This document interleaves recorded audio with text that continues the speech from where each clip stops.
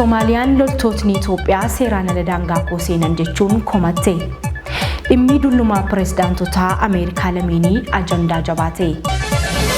Akkam jirtu kabajamtoota daawwattoota keenya kunneen mata duree oduuwwan keenyaati. Oduu isaa kanaaf jenne wiirtuu miidiyaa irraa qindeeffannee qabannee dhiyaannee jirra. Oduu waliin ani Margee Tasfaati.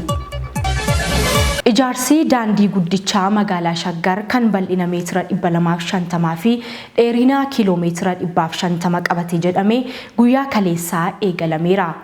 Projektiin kuni aanaalee magaalaa Shaggar quunnamsiisuuf oolas jedhame. Pirezidaantiin mootummaa naannoo Oromiyaa obbo Shimallis Abdiisaa fi kantiibaan magaalaa Shaggar Dr. Tashoomaa Addunyaa sirna eegalsiisuu kanarratti argamaniiru. Projektiin kuni magaalaa dorgomtuu fi seena qabeessa uumuuf yaadamee kan raawwatamu ta'uu kantiibaan magaalaa Shaggar Dr. Tashoomaa Addunyaa dubbataniiru. Kaayyoo hundeeffama magaalaa Shaggar galmaan ga'uuf hojjetamaa jiraachuu pirezidaantiin mootummaa naannoo Oromiyaa obbo Shimallis Abdiisaa dubbataniiru. Soomaaliyaan loltootni Itoophiyaa seeraan ala daangaa ce'uun biyya ishee seenuu mana maree nageenyaa dhaabbata biyyoota gamtoomanii irratti himatte.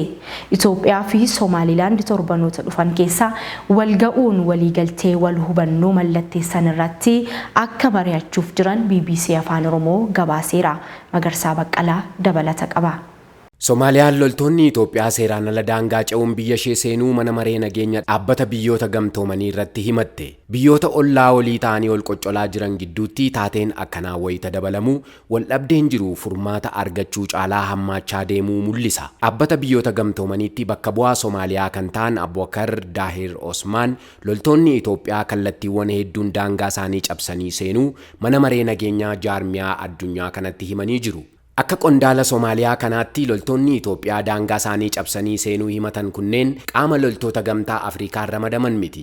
Loltoonni Afrikaa ergama nagaa eegsisuu fudhatanii Soomaaliyaa keessatti ramadamanii fi gamtaa Afrikaa jalatti hoogganaman kan Itoophiyaan miseensa hedduu keessaa qabdu ATMIS jedhamu. Ab Osmaan enumaa loltoonni Itoophiyaa seeraan ala daangaa Soomaaliyaa seenuu qofa osoo hin taane humnoota Soomaaliyaa waliin wal dura dhaabbannaa hamaa keessa galaniiru jedhan. Mootummaan Itoophiyaa himannaa kanarratti hanga yoonaa homaa hin jenne. Miidiyaan Soomaaliyaa akka gabaasanitti loltoonni Itoophiyaa biyyattii seenan kumaan kan lakkaa'amanidha.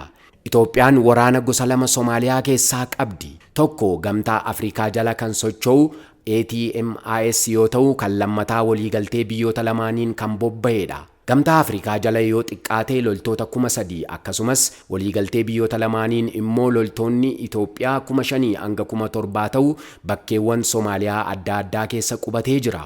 Mootummaan Soomaaliyaa waraanni gosa lamaanuu akka isaan ba'an akka barbaaddu aangawoonni biyyattii himanii jiru.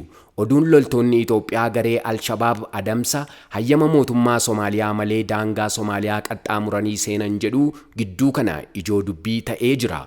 Jiraattonni kutaawwan bulchiinsa Soomaaliyaa Itoophiyaa waliin wal daangessan keessaa tokko taate bulchiinsa Iraan magaalaa Matabaan miseensa raayyaa ittisaa Itoophiyaa meeshaa gurguddaa hidhatan 10,000 lakkaa'aman arguu isaanii BBC'tti himanii jiru.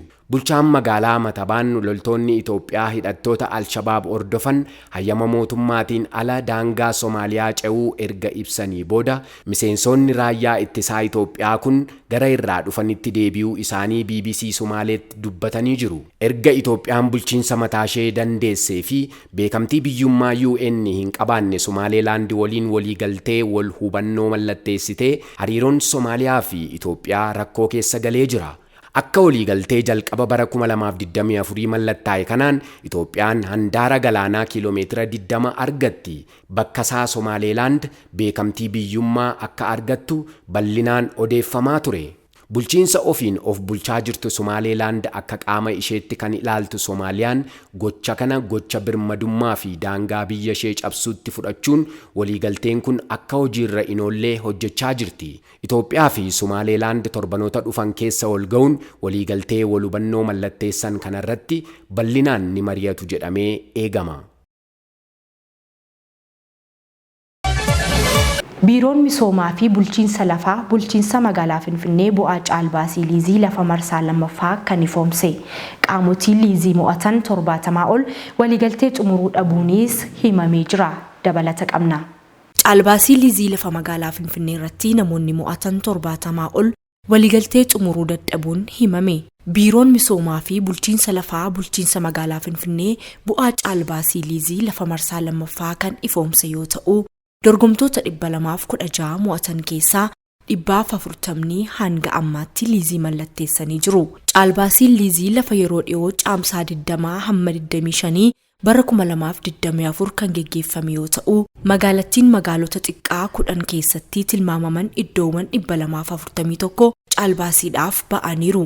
Iddoowwan kanneen keessaa 216 milkaa'inaan kan kennaman yoo ta'u, bakki 70 ta'an hanga waxabajjii 21 bara 2024tti waliigaltee liizii isaanii xumuruu akka hin dandeenye biiroon lafa magaalaa Finfinnee gabaaseera. Akka biirichi jedhutti ulaagaa liiziitiin kan mo'atan caalbaasii mo'ataa erga ifoomsee guyyaa 10 keessatti waliigaltee mallatteessuu kan qabu ta'uu ibsameera. Haa ta'u malee dorgomtoota 216 milkaa'an keessaa lakkoofsi guddaan hanga ammaatti yeroo xumuraa waxabajjii 20 dura waliigaltee isaanii xumuruu hin dandeenye. Adeemsi bulchiinsa liizii lafa caamsaa bara 2023 erga addaan citee booda deebi'ee kan eegale yoo ta'u, caalbaasiin marsaa lammaffaa eebila 17 bara 2024 kan geggeeffame gatii guddaan iskuweer meetira tokkoof qarshii 470 yoo xiqqaate qarshii 20,000 fi 100 akka ta'u murtaa'eera. Walumaa galatti hirmaattonni 4,223 caalbaasiif yeroo dhiyootti kan galmaa'an yoo ta'u, 2,972 sanadoota barbaachisu guutanii galchaniiru. Dorgomaan injifatee sadarkaa duraa waliigaltee xumuruu yoo dadhabe lafti dorgomaa olaanaa lammaffaa ta'eef ni kennama. Lafa caalbaasiidhaaf dhiyaate keessaa bakki 25 osoo hin gurguramin hafuu fi marsaa taanutti darbuu biirochi hubachiiseera jedha gabaasni Kaapitaal. Caalbaasiin liizii lafaa kun naannolee akka kooriidorii muuziyeemii, yaadannoo injifannoo Aduwaa dabalatee qabeenya lafa magaalichaa misoomsuu fi bulchuuf bulchiinsi magaalaa Finfinnee tattaaffii taasisaa jirudha. Faawundeeshiniin Dookteera Kabajaa Aartist Alii Birraa hundeeffame. Faawundeeshiniin Alii Birraa waxabajjii 23 bara 2024 hoteela Skylight'tti bakka aangaa'onni mootummaa olaanoo maatii aartistoota abbootii gadaa abbootii qabeenyaa fi haadholiin siinqee argamanitti ifatti hundeeffameera. Sirna hundeeffamaa kanarratti walitti qabduun faawundeeshinichaa fi haati warraa Alii Birraa aadde Lillii Birraa Maarqos haasawaa taasisaniin faawundeeshinichi barnoota fayyaa deeggarsa namoomaa fi aartii irratti ciminaan akka hojjetu dubbataniiru. Kana malees qaamolee hundeeffama faawundeeshinii Alii Birraaf gahee olaanaa kan gumaachan galateeffataniiru jechuun Addis Istaandaard gabaaseera. Aartist Alii Birraa waggoota 60 ol milkaa'inaan muuziqaa keessa erga dabarseen booda sadaasa 6 bara 2022 lubbuun isaa darbuu ni yaadatama. Gabaasni kan Addis Istaandaard. Maanguddoon ganna 81 Baayidanii fi morkataan isaa ganna 78 Tiraamp daqiiqaawwan 90f kaameraawwan ammayyaa fi ifa humna guddaa qaban duratti dhimmoota biyya isaanii gurguddaa irratti kamisa dhuftu wal falmuuf jedhu. Dhimmi dulluma pirezidaantota lameenii ajandaa jabaa ta'eera. Gabaasichi kan BBC'ti Yoonaas Mangashaatu dhiyeessa.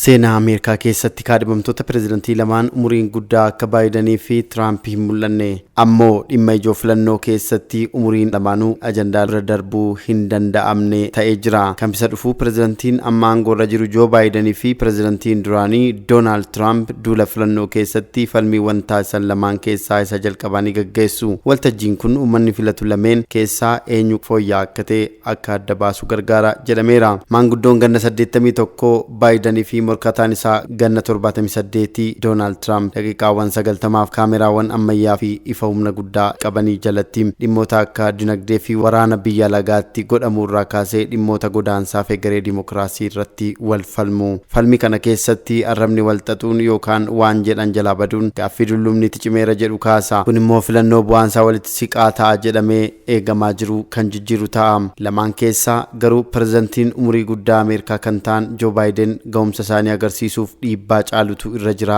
jedhame. Miirrii fi ga'umsi hojii pirezidantichi waajjira isaanii keessatti qaban gaaffii uumaa jira. Filannoo pirezidantummaa bara 2012 irratti duula filannoo Barack Obama qindeessaa kan ture Jim Messina Biden ganna 81 ta'uun dhoksaan qabu jedhe. Tirampis naannooma sana jira jedhe. Dhimmi inni ijoon garuu umurii osoo hin taane imaammataa fi ga'umsa isaaniiti jedha. Falmiin kamisa dhufu gaggeeffamu garuu garaagartummaa lameen gidduu jiru agarsiisa jedhe Jim Messina. Yaada uummataa sassaabamee jiruun namoota sagalee kennu jedhaman keessaa irra hedduun isaanii Biden irraa yaaddoo qabu. Ammoo Trump filannicha injifatee jennaan rikardii pirezidantii umurii guddaa Ameerikaa Biden ni cabsa. Yaadni uummataa New York Times ji'a bitootessaa darbe akka agarsiisutti namoota filannoof galmaa'an keessaa 70 kan ta'an Biden pirezidantii ga'umsa qabu ta'uudhaaf dulloomaadha jedhanii amanu. Namoota umuriin isaanii 65 ol ta'e dabalatee kanneen yaada kennan durlumarraa kan ka'e ga'umsa Biden yoo filatame waajjira keessatti agarsiisurraa yaaddoo qabaachuu isaanii ibsatanii.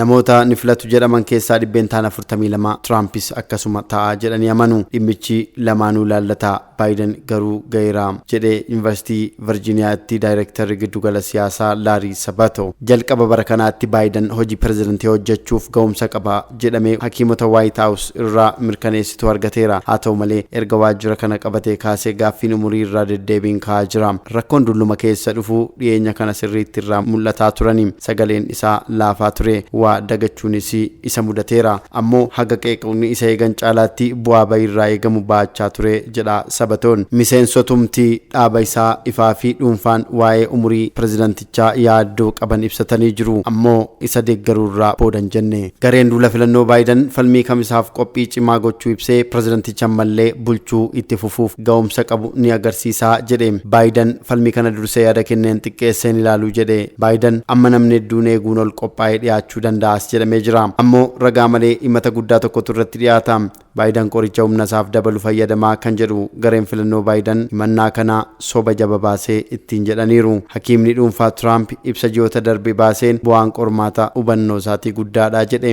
Yeroo ani waa jedhu hubannaan isaa rakkoo qabaa naan jedhu jechuun deeggartootatti kan dubbate Trump Biden immoo keenyan itti bu'aa waltajjii irraa kufaa darbii irraa kufaa jedhee itti qoosee jira. BBC Afaan Oromoo wabeeffanne. Duusaa kanaaf jennee qindeeffannee xumurree jirra kabajamtoota daawwattoota keenyaa qophiilee keenyaa afaan waliin turtii gaarii.